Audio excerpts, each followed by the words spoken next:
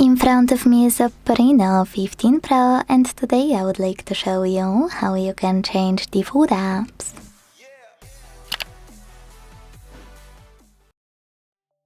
Start by opening Play Store and downloading any app you wanna set up as your new default. Let's go with Firefox browser. When your new app is ready, you can exit Play Store and go into Devices Settings.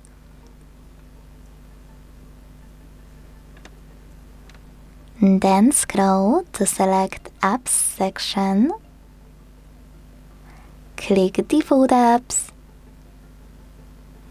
and tap on one of those sections you wanna manage.